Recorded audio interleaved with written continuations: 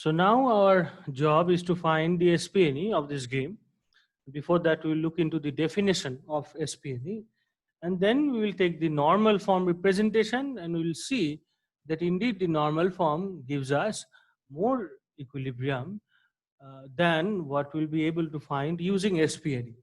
And then we will study some simple results related to SPNE, and we'll say that definitely this is one of the simplest game actually which you can solve using the method of SPNE. Okay. So the definition of SPNE, it starts with clearly saying that SPNE in an extensive form game.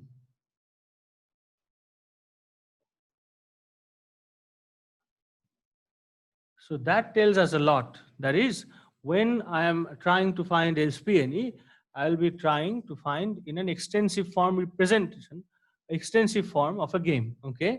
So that is the first thing. Now the second thing is that the definition says that if there is what is an SPNE?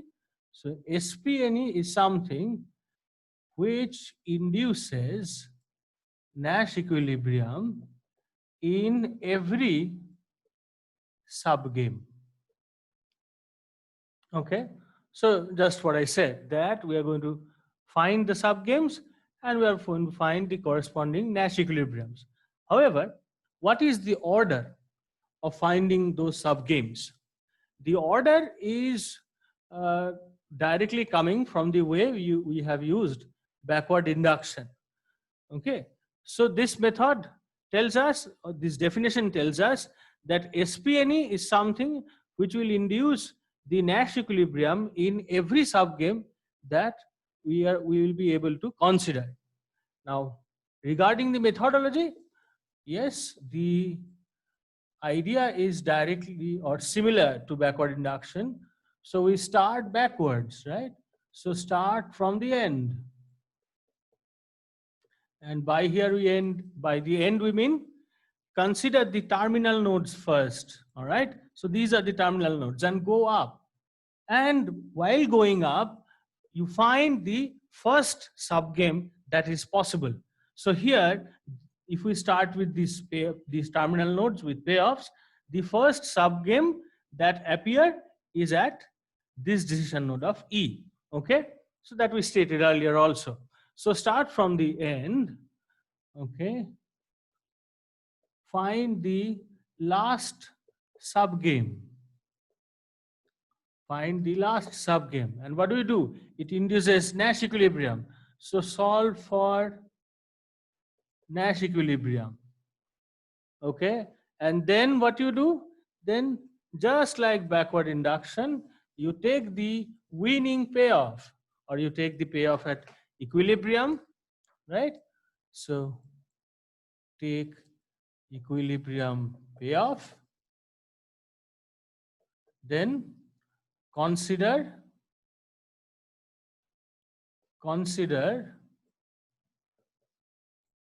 reduced game, replace payoff,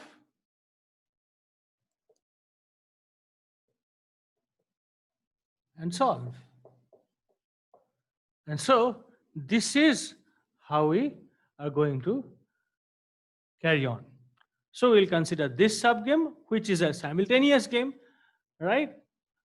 And then we'll find the payoff at the equilibrium, and then we are going to take that payoff and we are going to put this here. Okay, so let's start. Now this is a simultaneous game, right? Because it is a simultaneous game, we have to consider the normal form representation of this subgame. So what is the last subgame? So in normal form, this last subgame will look like this. E, there is an entrant.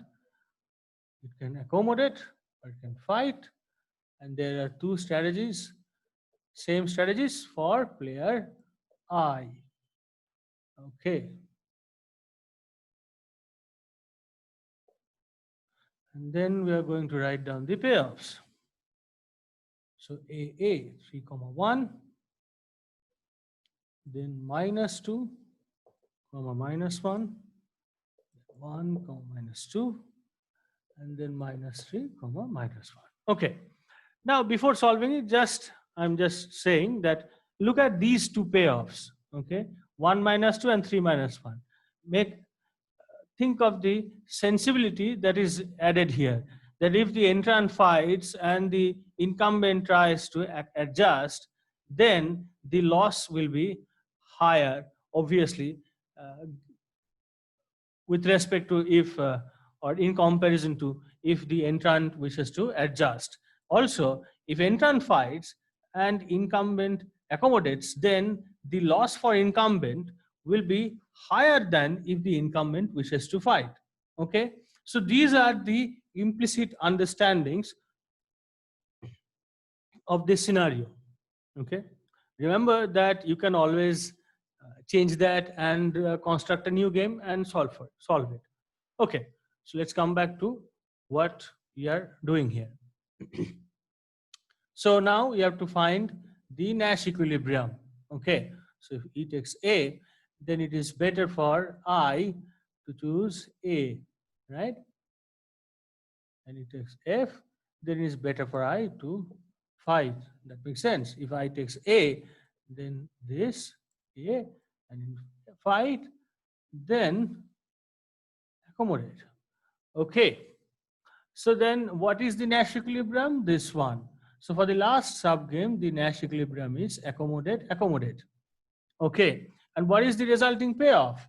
The payoff, the equilibrium is 3, 1. All right. So this is the Nash equilibrium, and obviously then this will be a part of our SPNE. Now again, the question is how to write that. We will write that in the end. Note that here there is a slight change with respect to the games we solved earlier. How is that? Here, if you compare with dynamic BOS, first E plays, and then again, since it is simultaneous, E gets another play, which is written here, okay, as accommodate. This is for E, and this is for I. So while writing the equilibrium strategy, we have to keep that in mind, okay? All right. Now we are going to erase and write that payoff. So now we are considering the reduced game.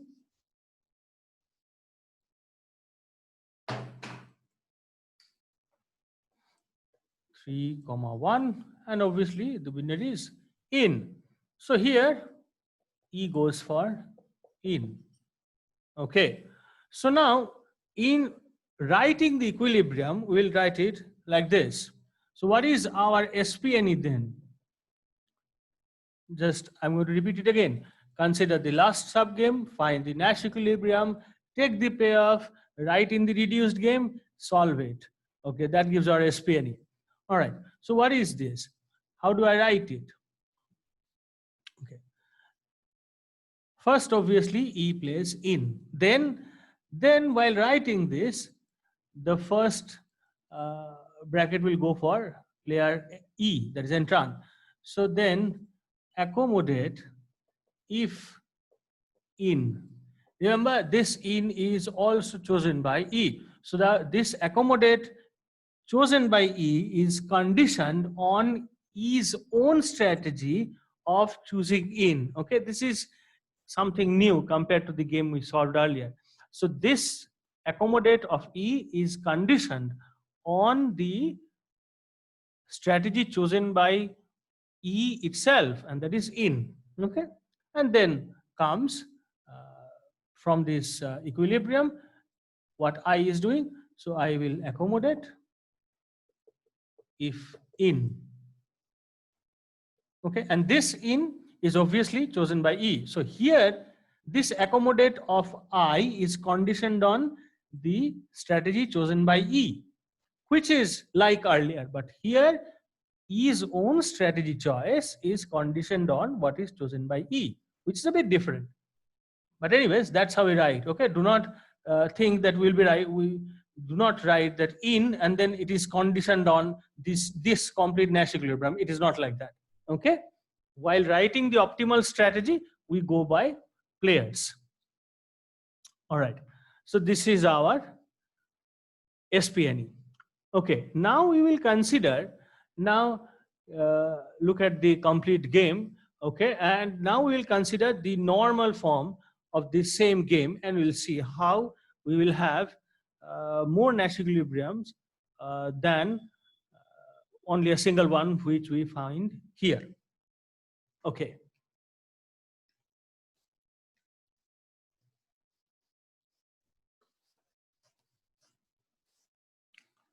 All right. So let's just quickly complete our diagram. So here you have E, fight or accommodate, and here you have I, who is again simultaneously, okay, fight, accommodate.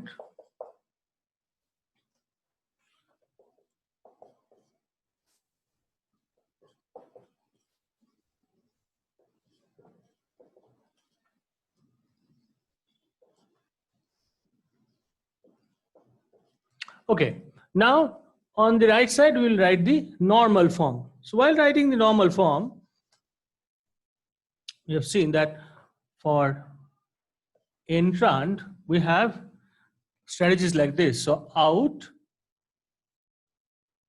condition, then out, sorry, this first comma, accommodate, conditioned on in.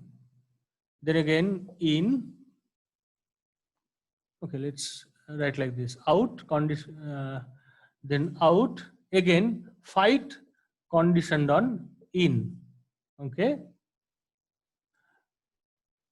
in, accommodate, conditioned on in,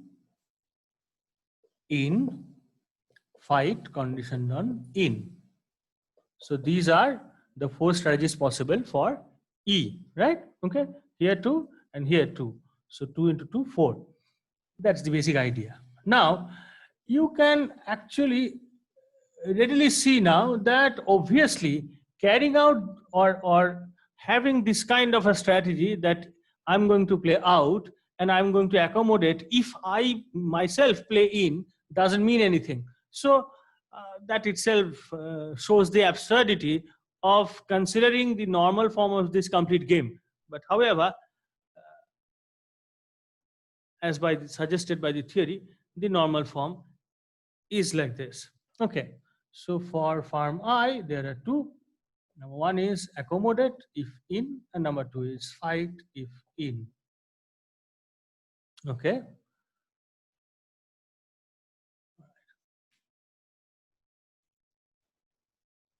If you compare this with the predation game that we did earlier, then you will understand the difference between the strategy choices in a much better way. Okay. All right. So let's write the payoff 0, 2, 0, 2, 0, 2, and 0, 2. And here we come to the simultaneous game 3, 1, minus 2, minus 1, 1, minus 2, and minus 3, minus 1. Okay, so here is our game. Now if I try to find the Nash, it's very easy, right? So when E is choosing this one, both gives I the same payoff. If E is choosing this one, both is giving same payoff. If E is choosing this strategy, then this is better. If this, then this is better. What about I choosing here? Then this is better. And if I chooses F given in, then both of them are good. So now here we have 3 Nash equilibria, right? This one, then this one, and our old thing. So this equilibrium, this is our SPNE, right? This is our SPNE. And these two, they're completely extra. And you can readily see the absurdity of realizing these results or these optimal okay, this is not this is the SPNE payoff. Let's say this is the correct writing. This is the SPNE payoff. Yes, because the equilibrium is of strategies. So this strategy and this strategy, both of them together, they make our SPNE. Okay, so this is our SPNE payoff. Now what about these two? They are absurd, because if E plays out, then in no way in the actual play of the game, E will be able to carry out his second strategy, and obviously I will never get a chance to play fight conditioned on E plays in. Okay, so here you have seen that here also in the normal form we have more equilibria than that are actually observable. All right, now we will study some results regarding SPNE, in which we will have a better understanding of what SPNE tells us. Okay, we will deal only in ideas. Okay, all right.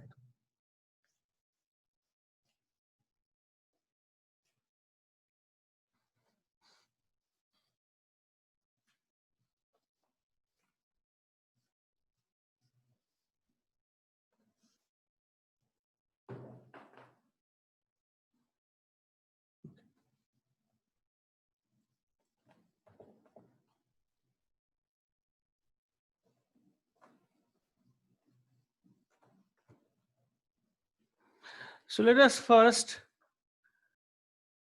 write this result. The actual statement are there. What this result basically says is that if the only sub game is the complete game, if the only sub game is the complete game, and given the definition, SPNE induces Nash equilibrium, what will happen then? NE of that game, that is Nash equilibrium of that game, is also SPNE. Okay, so that kind of reduces our task. So this is our first result. Number two is, if we have a list of sub games, I'm writing this in simple words. Okay, so if we have a list of sub games in a game, then SPNE induces SPNE, right? Imagine a game in which the subgames also contain subgames. So when I am solving via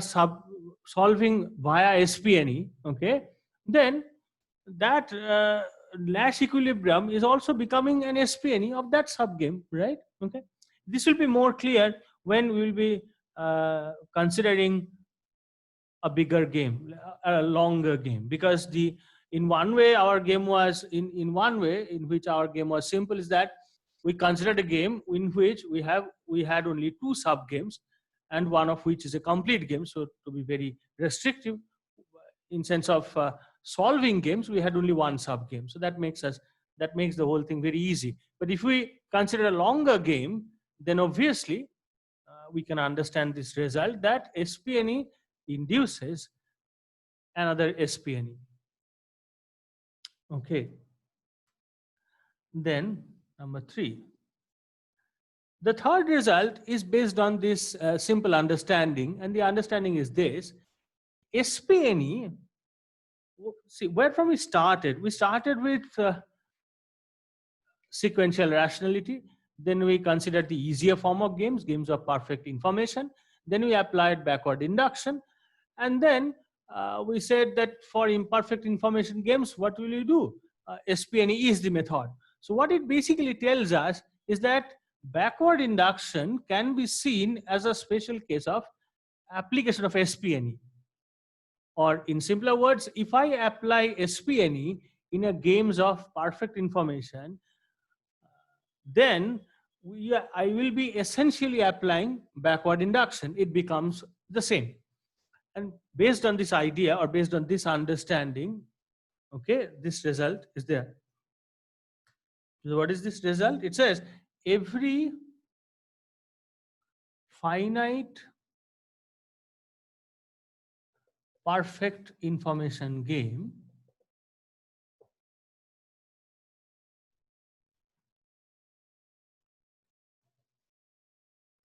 has pure strategy SPNE. So this is like a direct descendant of Zermelo's theorem, right?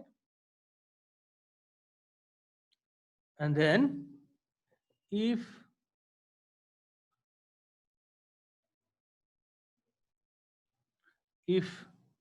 two terminal nodes doesn't have the same payoff,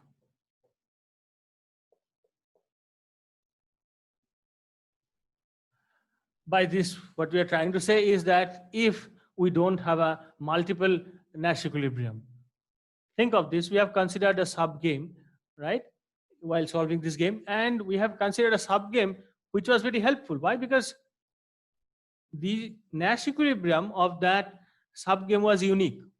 Here we are saying that it may not happen, right? It is another way the game was simple.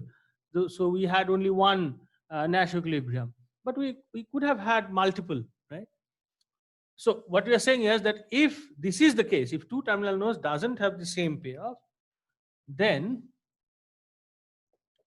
SPNE is unique. Okay. Okay. So if two terminal nodes doesn't have the same payoff, the SPNE is unique because payoff difference yields unique Nash equilibrium, right? All right. So here we end our discussion of SPNE with a simpler game. In the next class, we will see that, as we said, in two ways our game was simple. The first way is that we had, apart from the complete game, we have only one sub game. Number one. Number two is that our terminal nodes, they had payoffs in such a manner that while comparing, we saw a unique Nash equilibrium, and that may not be the case. So what happens if we include those possibilities? Okay.